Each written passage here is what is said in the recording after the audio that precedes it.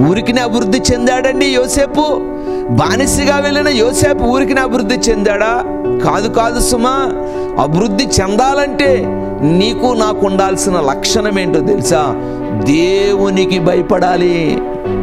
ఎవరు చూస్తలేదని, ఎవరు ఏమీ నన్ను పట్టించుకోవట్లేదని నీ ఇష్టానుసారంగా నువ్వు జీవిస్తున్నావా, ప్రవర్తిస్తున్నావేమో జాగ్రత్త సుమా.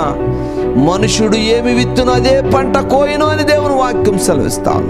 దేవునికి లెక్క అప్పచెప్పవలసిన వారంగా నీవు నేను ఉన్నాం.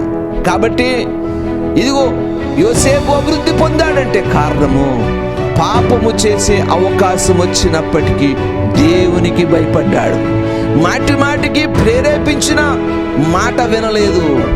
ఇక తొందర పెడితే పాపమునకు దూరంగా పారిపోయాడు. కనుక యోసేపును దేవుడు అభివృద్ధి చెందించాడు. దేవుని స్తోత్రం.